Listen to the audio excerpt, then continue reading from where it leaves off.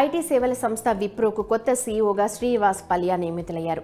Theory డేలా పోర్టే రాజీనామా అనంతరం company కొత్త సీఈఓగా ఇటీవల బాధ్యతలు చేపట్టారు. వాస్తవానికి 2025 జూలై వరకు డేలా పోర్టే పదవీకాలం ఉండగా ఏడాది ముందే రాజీనామా చేశారు. ఈ నేపథ్యంలో కొత్త సీఈఓగా పలియా బాధ్యతలు స్వీకరించారు.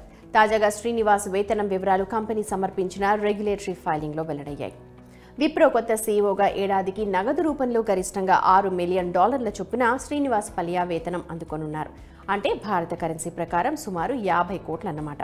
ఇందులో పలియా బేసిక్ వేతనం $1.75 మిలియన్ నుంచి $3 మిలియన్ మధ్య ఉంటుంది. దీంతో పాటు వేరియబుల్ పే $1.75 నుంచి $3 మిలియన్ మధ్య పొందనున్నారు.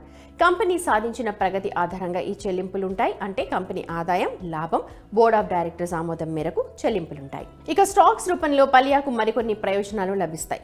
$4 మిలియన్ విలువైన restricted stock unit, performance stock యూనిట్లు లభిస్తాయి. దశల వారీగా వీటిపై యాజమాన్య హక్కులు పలియాకు లభిస్తాయి. 2025 మే 2న 25%, 2026 మే 2న మరో 25%, 2027 మే 2 నాటికి 50% స్టాక్స్ యూనిట్లను ఆయన పొందొచ్చు. మరోవైపు విప్రోకు రాజీనామా చేసిన డేలా పోర్టే $10 మిలియన్ వేతనంగా అందుకున్నారు. అంటే దేశీయ కరెన్సీలో వార్షికంగా 82 కోట్లు అన్నమాట. ఐటీ కంపెనీ సీఈఓలో అత్యధిక వేతనం ఈయనదే.